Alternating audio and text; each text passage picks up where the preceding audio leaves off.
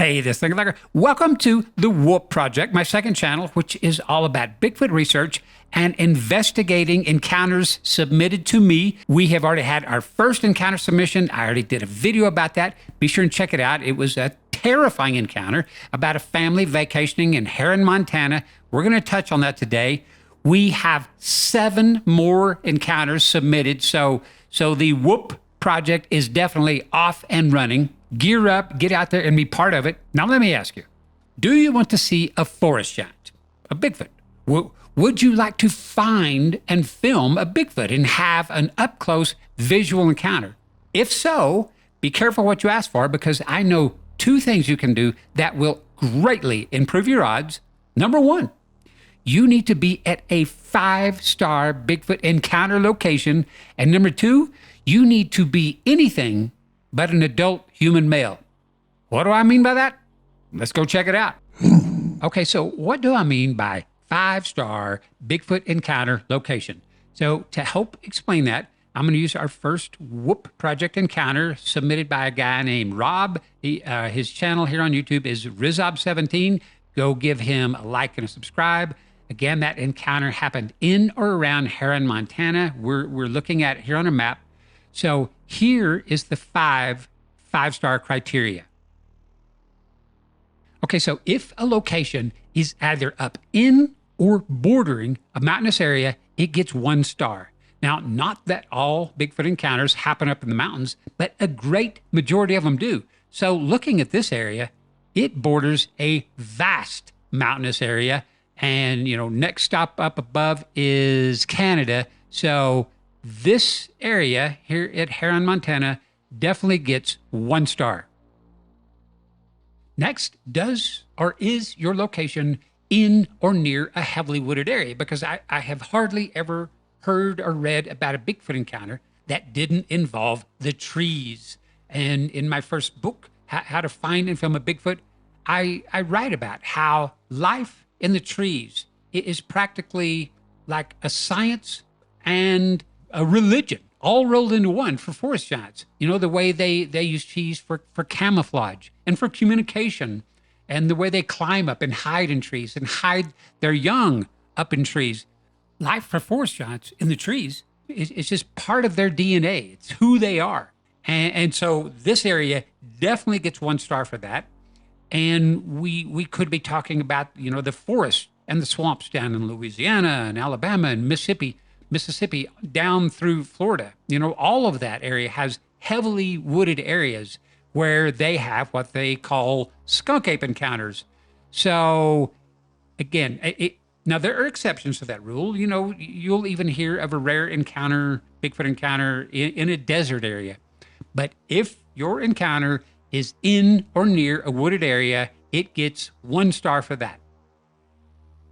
Next, forest giants got to eat. So does your location have a major source of food? Like, for example, is there big game in the area? Like, say, elk, deer, bighorn sheep, bears, turkey, hogs, migratory fowl? Are there wild berries in the area? Anything like that. Without it, chances are you're not going to be having a Bigfoot encounter there. So for the Heron, Montana area, they definitely qualify 1 star for a major food source. Forest giants got to drink too. So does your location have, say, a large body of water nearby, like this area does? Does it have, lakes, ponds, streams, creeks? If so, all of those can also be another major source of food. So for this area, they definitely get 1 star for having plenty of water around. And last, does a location have at least some human activity? Because without humans there, you can't have a human Bigfoot encounter. And I'm not talking about like sprawling cities or anything like that. That's way too much traffic. But look at this area. You've got all of these sleepy little communities all butted up there at the base of the mountains, running right along the river and the lake there. That is the perfect amount. You've got some camping, you've got cabins, and for any forest giants coming down out of the mountains, there's just the right amount of human activity to draw their attention and sometimes draw their anger, as was the case with the first Whoop Project encounter. So this area gets 1 star for having the perfect amount of human activity. So that is my new Bigfoot location rating system from 0 to 5 stars. And now you can see why the first Whoop Project that happened right around in this area, why Rob and his family had such a profound and terrifying encounter, because this location is for a fact a 5-star Bigfoot encounter location. They've got the mountains, they've got the trees, they've got the food sources, they've got the water, and the perfect amount of people. Now I'm going to leave you with this, which to me is every bit as important as finding the perfect location to have an encounter, and that's knowing what type of encounter you're probably going to have. So, wrapping up here, based on what Rob and his family experienced, plus countless of other reports over the years, if you are an adult human male, you get one type of encounter. If you are a female or a child, you get a second type of encounter. We adult males, we get harassed. We get terrorized. We have rocks and boulders thrown at us. Things pound on our cabins. You know, that we are being chased out of an area, whereas women and children, they seem to have way more visual encounters. So for all you squatcher dudes that like going out and tromping around in the woods, you are essentially Bigfoot repellent. And the same goes for all Bigfoot TV shows. All you squatcher dudes, you might as well get yourself some butterfly nets and field glasses and take up bird hunting, because the odds of you having a up close and personal Bigfoot visual encounter are practically zero. And I only base that on over a half a century of males trying that. As far as I know, it's worked maybe 1 time. So you squatcher dudes, if you want to set your wife and kids up to go out all night looking for force shots, that would probably be a good idea. Just do not accompany them, because you will bring everything to a halt. Now, to help back that up, take, for example, again, the Heron, Montana encounter.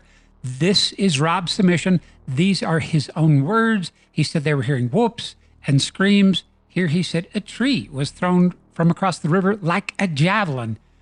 Somebody filmed that and sent me a video like that years ago. Be sure and check that out. I'll try and put a link below. But he said it scared my wife and kids bad enough they wouldn't stay out after dark.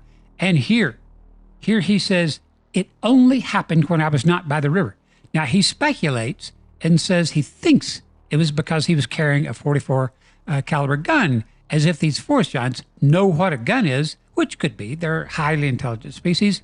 But I suspect it's more that the forest giants know what a human male is and avoid all of us at all costs. All right, everybody, that is all I've got. And so hopefully now you're beginning to understand what the Whoop Project is all about. I want to take these encounter submissions.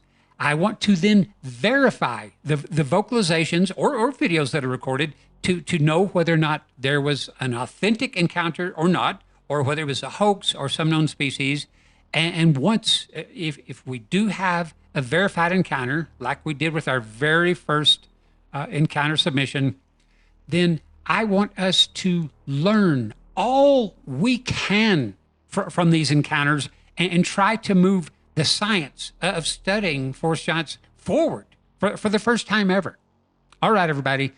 Thank you so much for watching. And special thanks, as always, to my Thinker Thunker channel patrons and Thinker Thunker YouTube members. You are right now my sole support for the Whoop Project. So your dollar is doing double duty there. So thank you so very much. So if you're hearing these whoops and screams or having encounters like this, record them.